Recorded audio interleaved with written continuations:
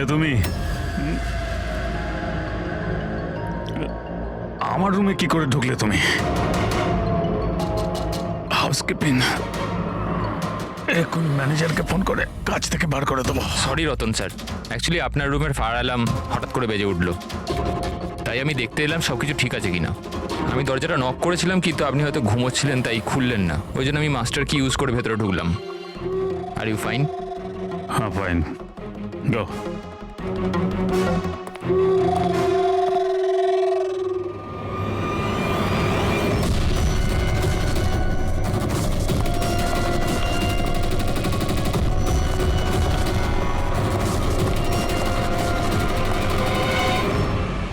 শোয়ার পরে ওই মাথায় যন্ত্রণা কেন হচ্ছে?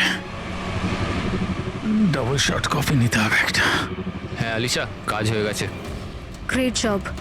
এখন তাড়াতাড়ি ওখান থেকে বেরো, হোটেলের অ্যাকচুয়াল স্টাফ 5 মিনিটে ওখানে চলে আসবে। হ্যাঁ ঠিক আছে, আমি বেরিয়ে যাচ্ছি, bye.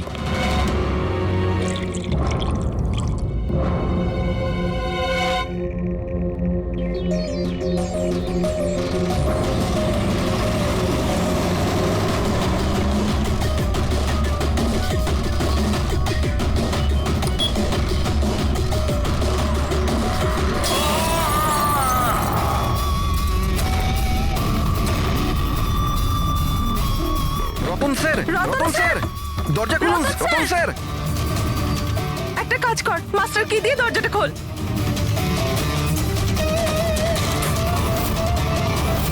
Ratan sir, Ratan sir. Ratan sir.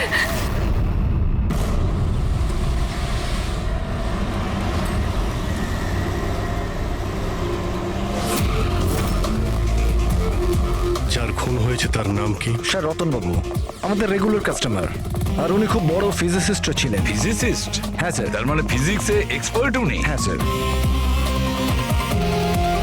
কটার সময় হয়েছে এসব? স্যার এই মোটামুটি সকাল 6:30টার সময়। দেখি সরে যান, সরে যান, সরে যান। সরে যান বলছি, প্লিজ। হ্যাঁ, সরে যান একটু।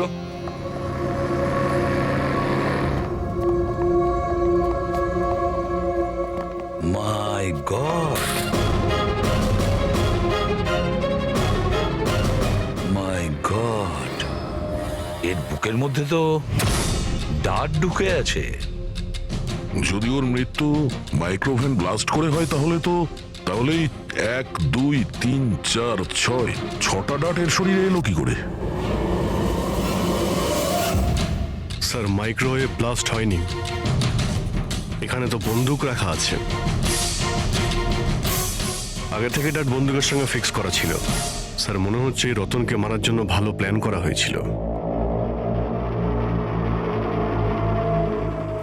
কি ম্যানেজার, খবর রাখেন আপনার হোটেলে কি হচ্ছে? আপনার হোটেলের গেস্টকে কেউ মারার চেষ্টা করেছে মাইক্রোওয়েভে এই ডাট লাগিয়ে। স্যার আমি নিজেই সারপ্রাইজ যে এসব কি হচ্ছে। এখানে তোমার হোটেলের রুমে একটা মার্ডার হয়েছে, এর জবাবদিহি তো এই হোটেলকেই করতে হবে, আর তোমাকেও। কিন্তু স্যার আমায় এটা বলুন, আমরা আমাদের কাস্টমারদের কেন মারবো? জয়া, জয়া তুমি বলো না স্যারদের। স্যারের চেক ইন করার আগে তুমি রুমটা ভালো করে দেখেছিলে না? হ্যাঁ স্যার। স্যার জিজ্ঞেস করুন নাকি। স্যার কাল রাত 11টার সময় উনি চেকিং করেছিলেন স্যার, আর 10:30টার সময় আমি নিজে চেক করেছিলাম সবকিছু ঠিক আছে কিনা, আর তখন মাইক্রোওভেনের ভেতর কোনো ডাট ছিল না স্যার।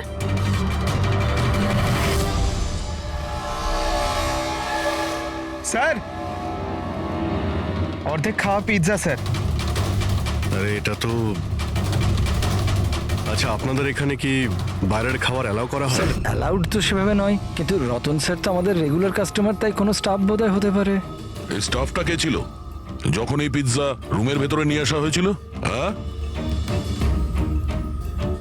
কি হলো? আমাদের প্রশ্ন শুরু হতেই তোমরা চুপ করে গেলে। সিসিটিভি ফুটেজ দেখতে চাই, রাত্রি 10:30 থেকে সকাল 6টা পর্যন্ত যা কিছু ঘটেছে সেটা 7.5 ঘন্টার মধ্যেই হয়েছে।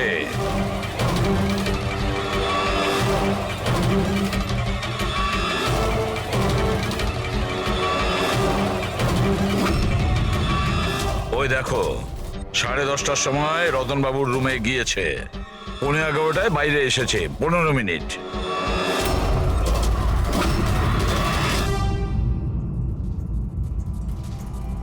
এগারোটা বেজে 11 মিনিটে এই রতন রুমের মধ্যে ঢোকে। একটু ফরওয়ার্ড করো তো।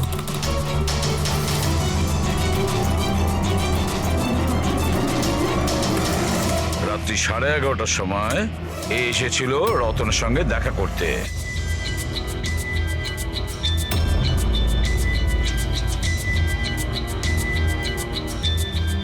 আরে 5 মিনিটের মধ্যেই চলে আসলো। দেখে মনে হচ্ছে খুব রেগেও আছে। ইনি কে? স্যার এ অমিত বাবু, রতন বাবুর ভাই। প্রথমবার এসেছিল হোটেলে। রতন বাবু তো দেখাই করতে চাইছিলেন না এনার সাথে, কিন্তু ইনি তো জোর করে রুমে ঢুকে গেছিলেন।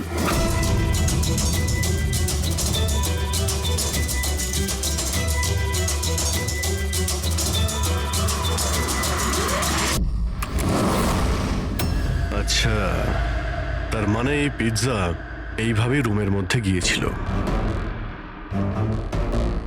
ফরওয়ার্ড করো তো, ফরওয়ার্ড করো।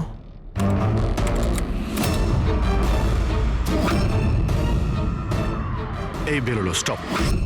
2টোর সময়, ও 12:30টার সময় ও পিৎজা নিয়ে ঢোকে আর 2টোর সময় বেরিয়ে আসে। এই মহিলা কে? হ্যাঁ, স্যার এনার নাম সমিতা। ইনি রতন বাবুর খুব কাছের বন্ধু। প্রায় প্রত্যেক উইকেন্ডেই উনি দেখা করতে আসেন।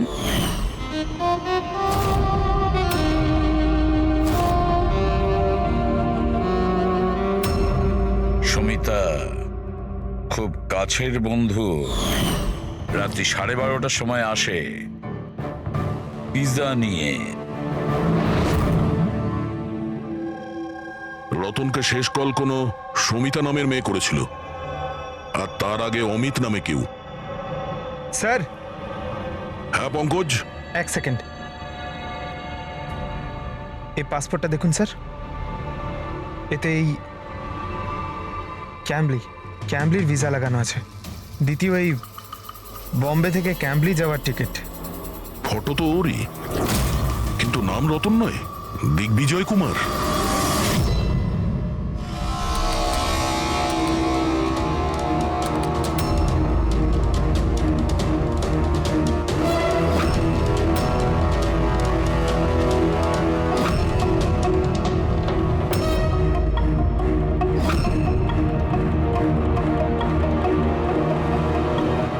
সকাল 6টার সময় হোটেলের স্টাফ মেম্বার রতনের রুমে যায় আর 6:30টায় বাইরে আসে। তার মানে রতনের মৃত্যুর আগে। এই স্টাফ মেম্বারের নাম কি? জানি না স্যার। কি? আপনি আপনার স্টাফকেও চেনেন না? হ্যাঁ, স্যার এ আমাদের স্টাফ নয়। আমি খোঁজ নিচ্ছি স্যার, দেখছি। মুকুল, খোঁজ নাও। এই লোকটাকে কোনো নতুন স্টাফ জয়েন করেছে কি? স্যার একটা কথা বুঝতে পারছি না, এই রতন একজন ফিজিসিস্ট ছিল, দেশের স্পেশালাইজ স্পেস প্রোগ্রাম নিয়ে কাজ করছিল, তাহলে জাল পাসপোর্ট কেন বানালো? সেটাই তো, কেউ কোনো ফিজিসিস্টকে মারার জন্য এত লম্বা প্ল্যান কেন করবে? পুরবি, এই ল্যাপটপ চেক করো একটু রতনের। স্যার হ্যাঁ, আমি সব রেকর্ড চেক করে নিয়েছি। এই লোকটা হোটেলের কোনো ডিপার্টমেন্টে কাজ করে না।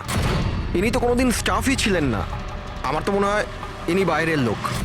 এই দেখো, বাইরের কোনো অচেনা লোক এখানে আসে, হোটেলের স্টাফ হয়ে ঘুরে বেড়ায়, এই আপনাদের সিকিউরিটি? হ্যাঁ,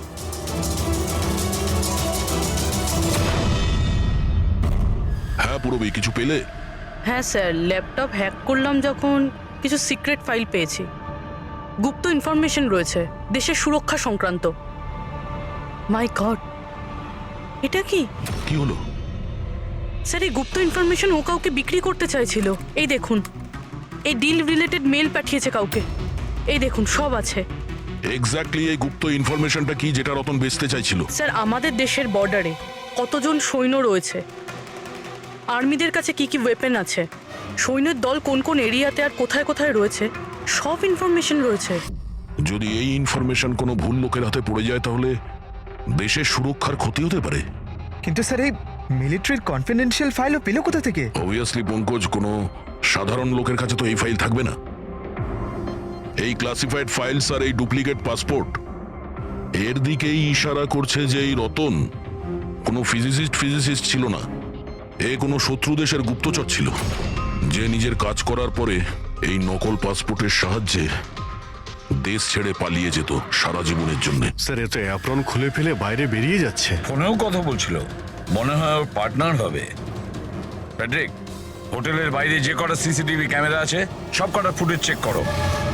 স্যার যতক্ষণ না এই অচেনা স্টাফের ব্যাপারে জানা যাচ্ছে এই সমিতা আর রতনের ভাই এদের জিজ্ঞাসাবাদ করা যাক। স্যার হ্যাঁ দা, স্যার এই রতন হয়তো ফিজিসিস্ট ছিল না, কোনো শত্রু দেশের গুপ্তচর ছিল স্যার। গুপ্তচর? হ্যাঁ স্যার, আমি ওর ব্যাগের থেকে এই নকল পাসপোর্ট পেয়েছি, আর ওর ল্যাপটপে এই গুপ্ত ফাইলস আছে স্যার, এই দেখুন। মাই গড, তাহলে খুব তাড়াতাড়ি রতনের বাড়ির লোকের সঙ্গে কথা বলতে হবে, আর ওই সমিতার সঙ্গেও। জানা তো যাবে যে রতন কোনো ফিজিসিস্ট ছিল নাকি কোনো গুপ্তচর। একে তো সবে আমার স্বামী খুন হয়েছে, আর এখন সিআইডির লোকেরা ওর উপর দেশের সাথে বিশ্বাসঘাতকতার অভিযোগ করছে। বৌদি, বৌদি নিজেকে সামলাও, এমনিতেই দাদার মৃত্যুর দুঃখে তোমার শরীর খারাপ। মিস্টার অমিত, আপনাকেও কিছু প্রশ্ন করতে চাই আমরা। আপনারা একসঙ্গে একই বাড়িতে থাকেন, কিন্তু কাল রাতে আপনার দাদার পিছু পিছু হোটেল রুমে কি করতে গিয়েছিলেন? আমি পাঠিয়েছিলাম ওকে ওখানে। তুমি পাঠিয়েছিলে কি জন্য? কারণ রতন দাদা পুরো প্রপার্টি নিজের নামে করে আমাদের বাড়ি থেকে বের করে দিতে চেয়েছিল। দলিলপত্রেও কিছু গন্ডগোল করেছিলেন উনি, আর নিজের ভাইয়ের ব্যাপারে তো কোনো চিন্তাই ওনার ছিল না। এই যে তুমি কি বলছো দিয়া? বৌদি প্লিজ। এইসব কথাগুলো তো বাড়িতেও হতে পারতো, তোমার হোটেলে যাওয়ার কি দরকার ছিল? স্যার, আমরা ঝগড়াঝাটি করে বাড়ির পরিবেশ খারাপ করতে চাইছিলাম না, আর দাদা এই টপিকটাকে অনেক দিন ধরে অ্যাভয়েড করছিল, এই জন্য আমার মনে হয়েছিল হোটেলে গিয়ে কথা বলেই ঠিক হবে।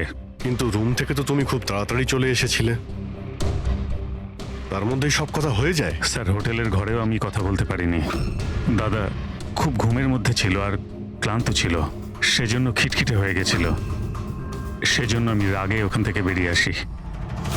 এই এত বড় বাড়ি থাকা সত্ত্বেও রতন হোটেলে গিয়ে থাকতো?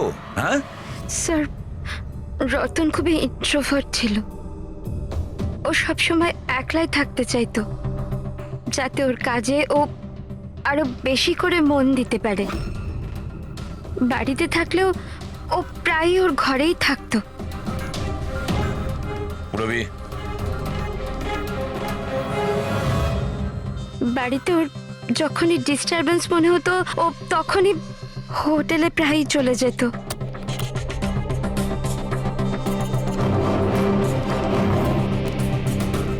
আচ্ছা এই সমিতাকে?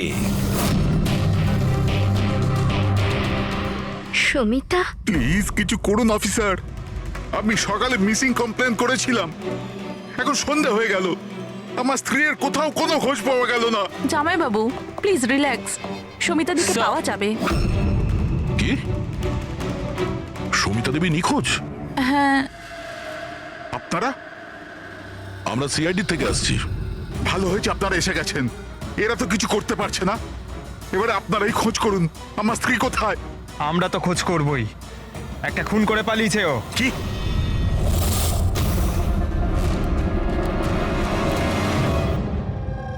যদিও রতন আইনত আমার স্বামী ছিল,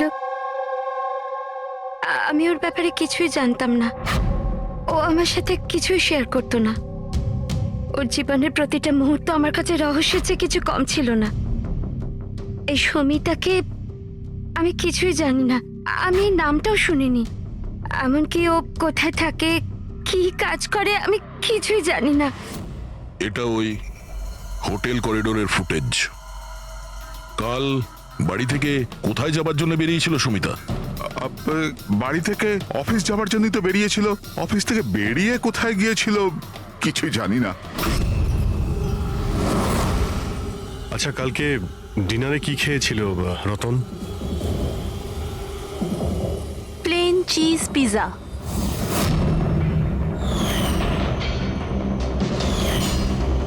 তাই না বৌদি? হ্যাঁ।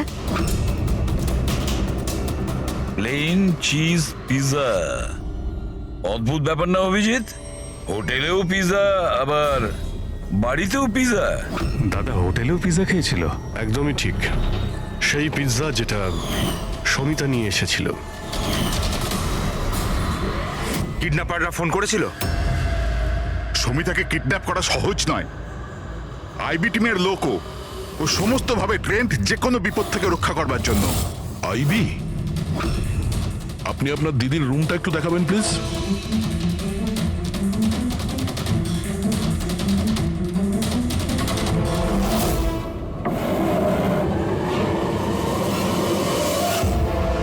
স্যার, এটাই হলো দিদির ঘর।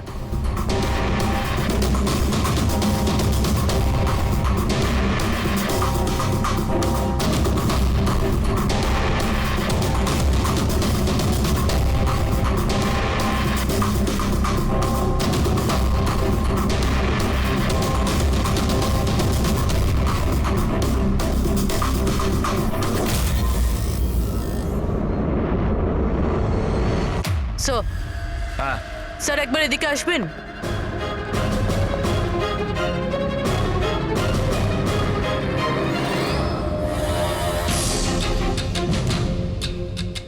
এই দেখো,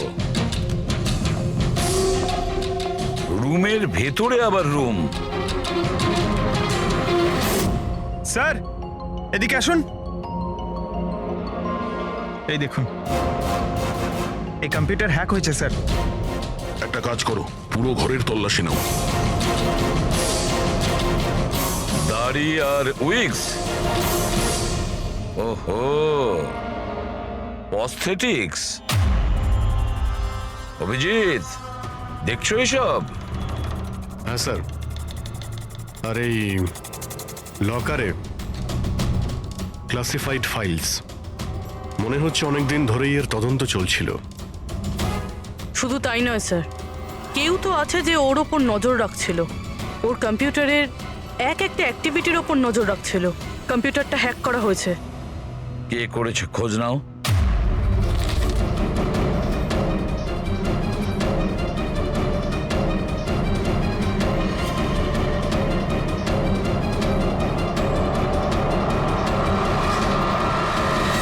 এবার কি বলবেন আপনারা এই ব্যাপারে?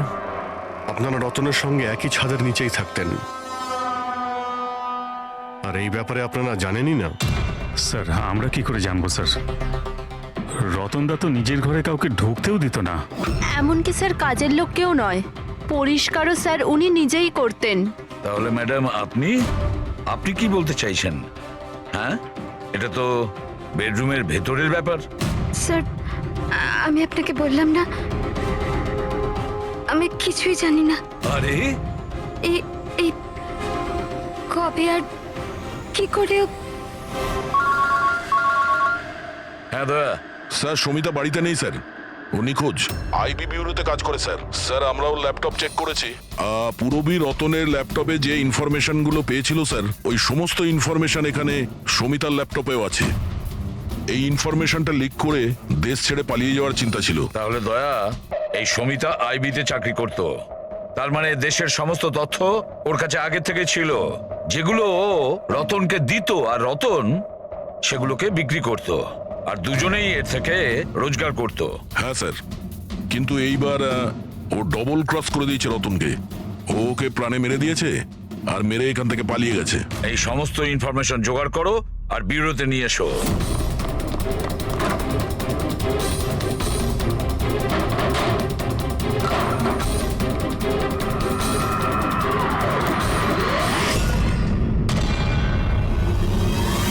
স্যার স্যার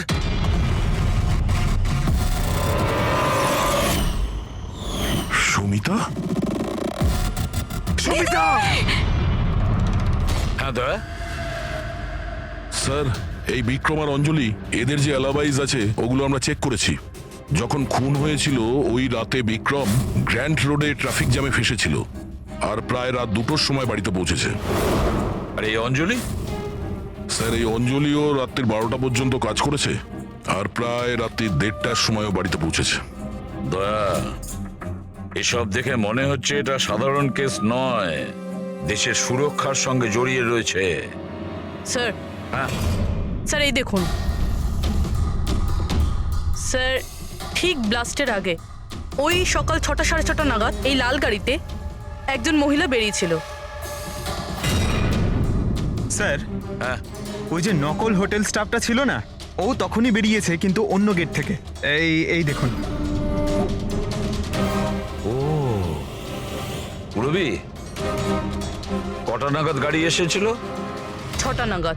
বেরিয়েছে 6:30, মানে আধ ঘন্টা পরে। আচ্ছা, ছবিটা একটু জুম করো তো, দেখি তো একটু। রবি, আমাদের ডেটাবেসে কিছু নাম আর ফেস আছে যারা দেশের ক্ষতি করতে পারে। এটা বেইমান আর গুপ্তচরের লিস্ট।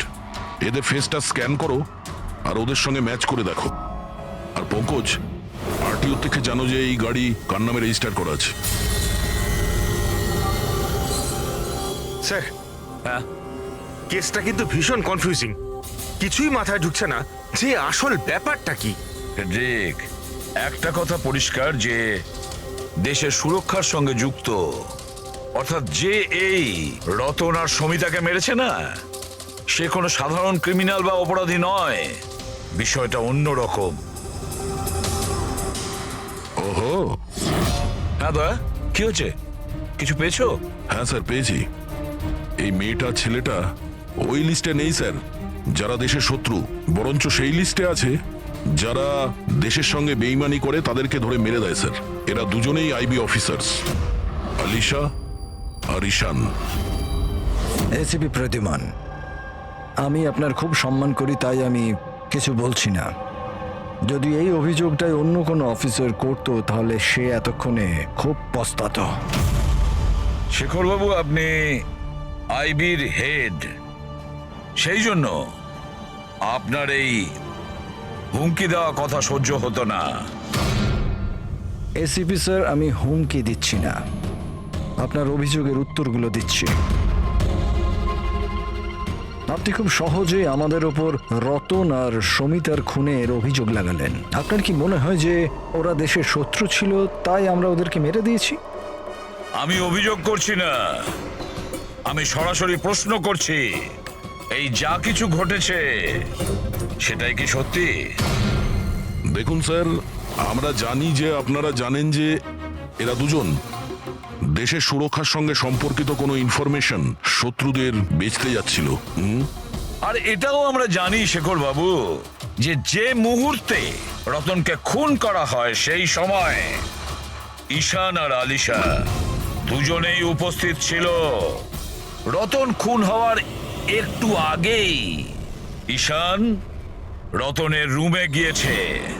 সমিতা রতনের রুমে পিৎজা নিয়ে গিয়েছিল, এমন একটা পিৎজা যার মধ্যে অজ্ঞান করার ওষুধ ছিল। হ্যাঁ, তাহলে হতে পারে আপনারা ওকে এমন কিছু বলেছেন যে আমাদের জন্য কাজ করে দাও আর রতনকে মেরে দাও, তাহলে আপনারা ওকে ছেড়ে দেবেন, তাই তো? সেটা নয় আলাদা প্রশ্ন, কারণ তার আগে সমিতাকে মারা হয়েছে তার নিজেরই ঘরে। হ্যাঁ, এটা ঠিক যে আমরা রতন আর সমিতার অবৈধ কাজের ব্যাপারে জানতে পেরে গেছিলাম, আর আমরা সেই জন্য শুধুই ওদের ওপর নজর রাখছিলাম। তবে এমন কোন গল্প শোনাবেন শেখর বাবু যেটাকে বিশ্বাস করা যায়? স্যার, আপনি শেখর স্যারের সাথে এরকম কথা বলতে পারেন না। আর তুমিও এসিপি স্যারের সঙ্গে এইভাবে কথা বলতে পারো না। Relax boys. আলিশা, তুমি বলো, তোমরা দুজন ওই দিন হোটেলে কেন গেছিলে? রতনের ল্যাপটপ থেকে সেসব ফাইলসের কপি বানাতে যেগুলো সেদিন শত্রু দেশকে ইমেল করা হয়েছিল, যাতে আমরা এটা জানতে পারি যে আমাদের কোন কোন গুপ্ত ইনফরমেশন ওদের কাছে পৌঁছে গেছে। তাহলে এবার আপনাদের শান্তি হয়েছে তো? আমাদের উদ্দেশ্য শুধুই নজর রাখা ছিল, মারার ছিল না। হ্যাঁ, যদি দরকার পড়ে আর আমাদের কাছে অর্ডার থাকে তাহলে এইরকম দেশের শত্রুদের মারার জন্য আপনাদের মতো লোকের পারমিশনের দরকার নেই। স্যার, আপাতত তো টেনশনের খবর এটাই যে যারাই ওকে মেরে থাকুক না কেন, ওরা দেশের সিক্রেট ইনফরমেশন পেয়ে গেছে, আর ওরা এই ইনফরমেশন যাকে খুশি দিতে পারে, শত্রুদের, মাওবাদীদের অথবা অন্য কাউকে। তবে হ্যাঁ, যদি আমরা ওই মানুষটাকে পেয়ে যাই যে ওদের দুজনকে মেরেছে, যার কাছে দেশের ইনফরমেশনগুলো আছে, তাকে মারবার আগে আমরা এক মুহূর্তও ভাববো না। আর এটা আমরা পুরো বিশ্বাস করি যে আইবি পৌঁছানোর আগে সিআইডি ওখানে পৌঁছে যাবে। এসিপি প্রদ্যুমান, আপনার অফিসারকে এটা বোঝান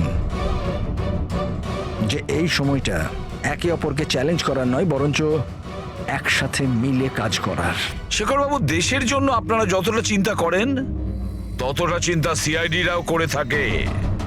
তবে একটা কথা মনে রাখবেন, যতক্ষণ না এই কেসটা সলভ হচ্ছে ততক্ষণ আপনারা ওই বেঈমানের কাছে পৌঁছতে পারবেন না।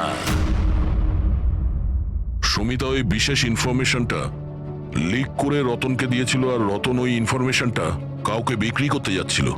কিন্তু তার আগেই রতন তার বেঈমানির কাজটা শেষ করে ফেলুক, কেউ সমিতাকে রতনকে খুন করার প্ল্যানে অংশীদার করে নেয়। আর ওটা যদি ঈশান না হয় তাহলে যেই হোক স্যার ওকে খুব তাড়াতাড়ি খুঁজে বার করতে হবে। আর ওই সমিতাকেও মেরেছে। হ্যাঁ বলো সালুকে। কি কি সালুকে, আবার কি নতুন শুরু করলে? কেন? যখন আমরা নিজেদের চোখে ওই সিসিটিভি ফুটেজে দেখলাম রাত্রি 12:30টার সময় সমিতা ওই হোটেলে ছিল, আর তুমি বলছো যে ওটা সমিতা ছিল না, তাহলে ওটা কে ছিল? রতনের মৃত্যু কি করে হয়েছে? রতনের মৃত্যু হয়েছে বিষের কারণে। ওই যে ডাটটা আমরা রতনের বডি থেকে পেয়েছিলাম তাতে এত ভয়ঙ্কর বিষ লাগানো ছিল যে সেকেন্ডই রতনের মৃত্যু হয়েছে। আর স্যার পয়েন্ট নাম্বার 2, এই মাইক্রোওয়েভে ডার্ট ফিক্স করার জন্য খুনি অনেক সময় পেয়েছে, কারণ এই ওষুধ মেশানো পিৎজা খাওয়ার জন্য ও একেবারে বেহুশ হয়ে পড়েছিল। বস, যে নেশার ওষুধটা পিৎজা পাওয়া গেছিল সেই নেশার ওষুধটা আমরা রতনের পেটে পেয়েছি। হ্যাঁ, পুরো ইনগ্রেডিয়েন্টসটা আমরা ভালো করে চেক করতে পারিনি, কিন্তু ঠিক আছে সালুকে, আমি সবকিছু মেনে নিলাম। আগে এটা বলো, এই সব কিছুর পেছনে সমিতার ওখানে হোটেলে থাকা না থাকার কি কানেকশন আছে? সেটাই বলছি বস। ও ডায়াবেটিসের পেশেন্ট ছিল, সুগারের পেশেন্ট। ওই মহিলার মৃত্যু হয়েছে কোনো ভেজাল দেওয়া ইনসুলিনের কারণে।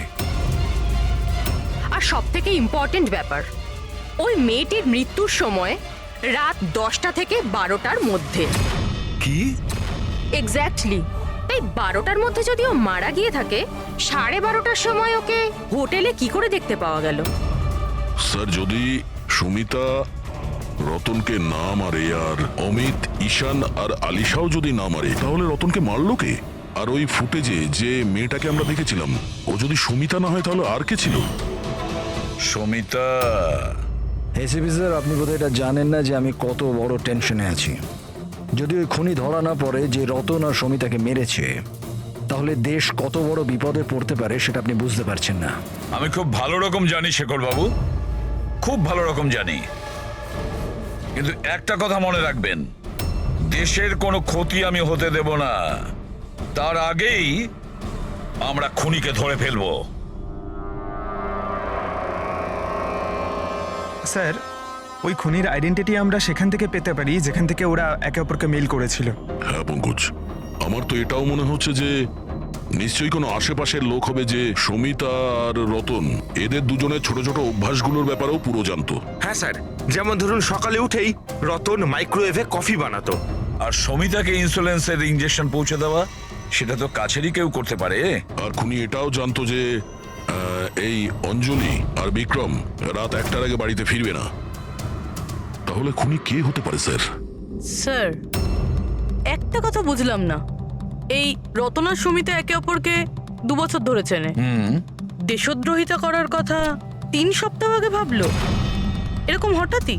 হ্যাঁ স্যার, ব্যাপারটা কিরকম অদ্ভুত স্যার। এই 3 সপ্তাহ আগে এদের তো কোনো রেকর্ডও ছিল না গুপ্ত খবর পাচার করার জন্য। এসবের সাথে তৃতীয় বেঈমানের কি সম্পর্ক? We are running out of time. হ্যাঁ স্যার, আমরা সমস্ত প্রমাণের তালা খুলে ফেলেছি, কিন্তু আমরা সেই দরজাটা খুঁজে পাইনি যেটা আমাদের তৃতীয় গুপ্তচরের কাছে নিয়ে যাবে। আছে, তৃতীয় দরজা আছে, আর এই তৃতীয় রাস্তাই আমাদের গুপ্তচর পর্যন্ত পৌঁছে দেবে। সেটা কি? ওই দরজার নাম পিজা। পিজা। ওই মহিলা যে কালো চশমা পড়েছিল, মাথায় কোকড়ানো চুল, পিজা নিয়ে গিয়েছিল সমিতা সেজে, সেদিন ও পিৎজা নিয়ে এসেছিল বাইরে থেকে হোটেলের ভেতরে। আর ওটাও এই জন্যই করেছে যে ওর ওই পিৎজার মধ্যে ঘুমের ওষুধ মেশানো দরকার ছিল। যদি হোটেলে অর্ডার করতো তাহলে ও সুযোগও পেত না এবং সময়ও পেত না ওই ওষুধটাকে পিৎজার মধ্যে মেলানোর জন্য। আর হোটেলের লোকেরাও কিছু বলেনি, কারণ ওরা ওকে চেনে। দয়া, ওই হোটেল রয়্যালের আশেপাশে ওই পিজালো ব্র্যান্ডের যে কটা দোকান আছে সেখানে খোঁজ নাও, সবকিছু পরিষ্কার হয়ে যাবে।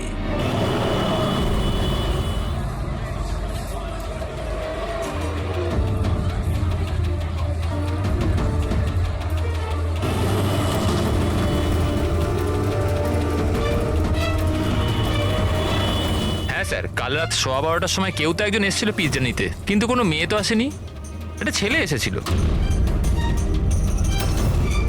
এদের দুজনের মধ্যে কেউ ছিল?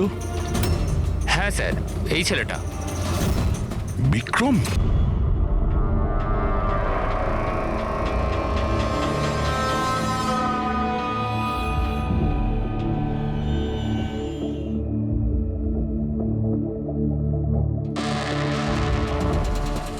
ব্যাপারটা কি? সারিকা, প্লিজ এদিকে এসো। ইয়েস। সারিকা, এই দুটো স্লাইডসেই পিৎজা স্যাম্পল আছে। এটাতে ওইটা আছে যেটা ওর পেট থেকে পেয়েছি। এটা হচ্ছে পিৎজা সেই টুকরোটা যেটা অ্যাকচুয়াল টেবিলে রাখা ছিল। একটু দেখো দুটো। স্যার, এটাই তো অবভিয়াস যে এই পিৎজাটা খেয়েই রতন বেহুশ হয়ে পড়েছিল। এতে দেখার কি আছে? Do you think I am fool? না না, আমি সেটা না বলতে। নাকি কোনো কারণ আছে তাই তো তোমাকে দেখাচ্ছি। প্লিজ দেখো না। স্যার। Just sit. হ্যাঁ হ্যাঁ স্যার, দেখছি। অন্যটা দেখো।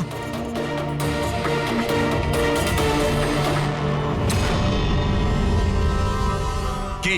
তার মানে এই পিৎজাটা খেয়ে বেহুশ হয়নি? এক্স্যাক্টলি, আমি তোমাকে সেটাই দেখাতে চাইছিলাম। তাহলে কি খেয়েছিল?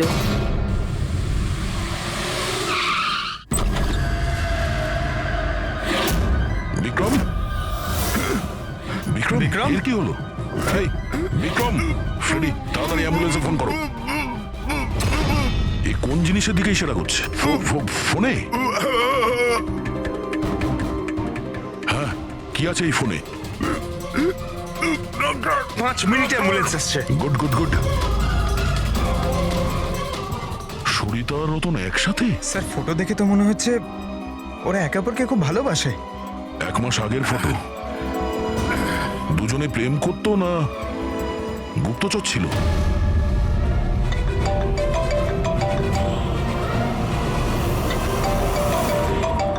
হ্যাঁ ডক্টর সালু। আরে ভাই, এই কেসটা তো একটা নতুন মোড় নিয়ে নিয়েছে। আবার কি হলো?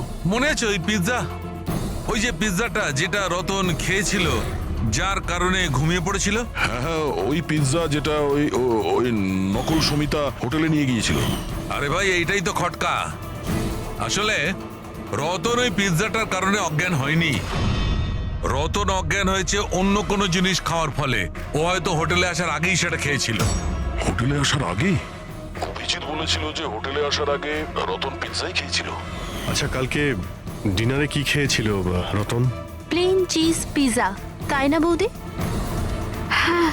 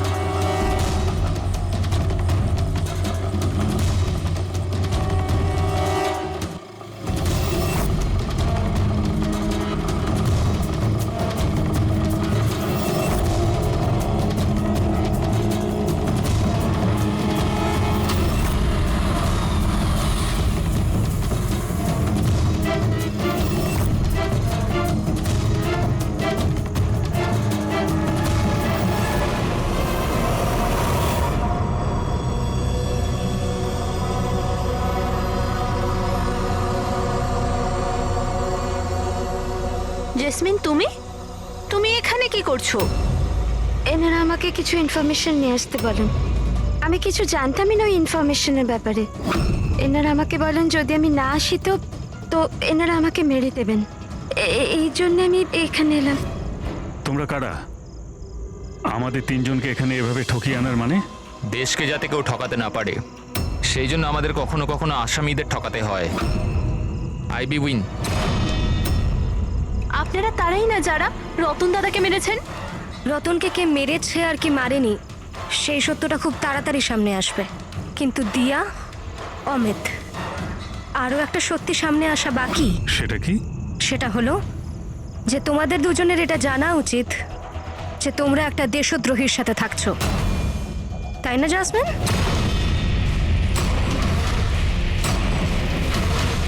ও হোয়াট ননসেন্স! তোমরা আমাকে দেশদ্রোহী বলছো? রতনকে অজ্ঞান করার খাবারটা তুমিই খাইয়েছিলে তো, যেটার জন্য ও পরে মরে গেল। এবার এতেই তোমার ভালো হবে যে তুমি তাড়াতাড়ি নিজের অপরাধ স্বীকার করে নাও। কি বলছো তোমরা? আমি এসব কিছুই করিনি। কোন অজ্ঞান করার ওষুধ? আমি আমার স্বামীকে কেন মারবো? হ্যাঁ, কেন আমি ওকে অজ্ঞান করার ওষুধ দেব? আমি, তুমি কেন চুপ করে আছো? হ্যাঁ, তুমি তো সেদিন আমার সাথেই ছিলে যখন আমি রতনকে খেতে দিয়েছিলাম। তাহলে তুমি কেন কিছু বলছো না? চুপ করে আছো কেন? কিছু বলো না। সমস্ত চেষ্টা ব্যর্থ তোমার। নিজের দেওরের কাছ থেকে সত্যি কথা বলানোর চেষ্টা করো না, কারণ ওর মুখ খুলবেই না। এই সমস্ত প্ল্যানটা ওই করেছে। বিক্রমকে চেনো? কে বিক্রম?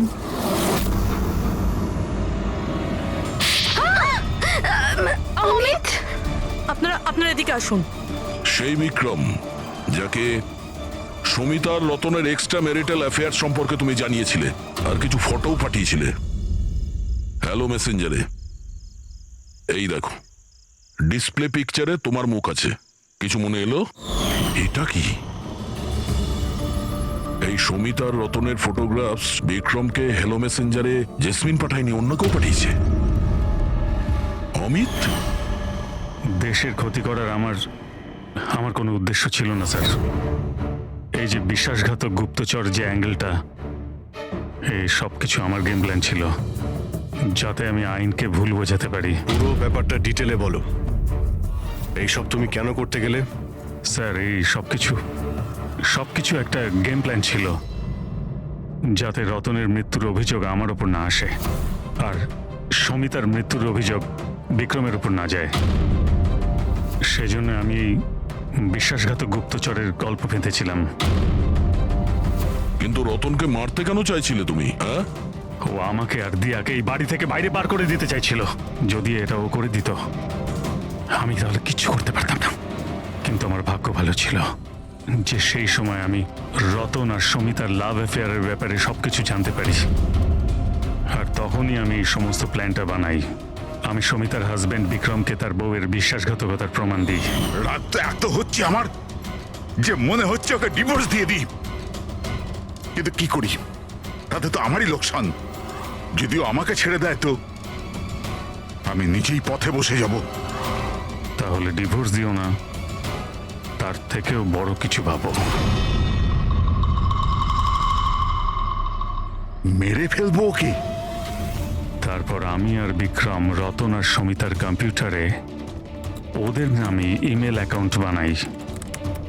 রতনের নামের ইমেল আমি পাঠাতাম আর সমিতার নামের বিক্রম। ওই রাতে হোটেলে বিক্রমই সমিতা সেজে গিয়েছিল। যখন ও ঘরের ভেতর ঢুকেছিল তো ও দেখলো যে রতন গভীর ঘুমের মধ্যে আছে। ব্যাস, তারপর ও মাইক্রোওভেনে ডার্ট ফিট করলো, একটু পিৎজা খেলো, নেশার ওষুধ মেশালো আর তারপর ঘর থেকে চলে গেল। আর সমিতাকে ওই বিষাক্ত ইনসুলেশন তুমিই দিয়েছিলে তো? হ্যাঁ, হোটেল যাওয়ার আগে আমি সমিতার বাড়ি গিয়েছিলাম। হ্যাঁ বলুন, আপনি কে? তোমাকে মুক্তি দিতে এসেছি। মানে? দুজন লোককে ভালোবাসা তো ভালো কাজ নয় সমিতা দেবী। হোটেলের রুমে রতনের সঙ্গে কেন দেখা করতে গিয়েছিলে? কারণ তুমি তো অনেক আগে থেকে এসব প্ল্যান করে রেখেছিলে। ও আমাকে বাড়ি থেকে বার করে দিতে চেয়েছিল ঠিকই, কিন্তু ছিল তো আমারই দাদা। শেষ সাক্ষাৎ তো দরকার ছিলই। আর এই সব কিছুই আমাকে আমার প্ল্যানে সাহায্য করেছে। আমি বিক্রমকে আগে থেকে ইনফর্ম করে দিই যে রতন ঘুমের ঘরে আছে আর কিছুক্ষণের মধ্যে শুয়ে পড়বে। আর তুমি ভাবলে যে সিসিটিভি ফুটেজও অনেক লোক দেখবে, আর তার মধ্যে যদি তোমাকে দেখা যায় কেউ সন্দেহ করবে না। সেজন্যই তো আমি সব বিশ্বাসঘাতক গুপ্তচরের খেলা খেলেছিলাম, যাতে আপনারা সব এর মধ্যেই মাথা ঘামাতে থাকেন। কিন্তু যখন এই আইবিরা এর সঙ্গে যুক্ত হয়ে গেল, বিক্রম ভয় পেয়ে গেল, আর এই জন্য তুমি ওকে প্যারালাইজ করে দিয়েছি। আর কোনো উপায় ছিল না আমার কাছে।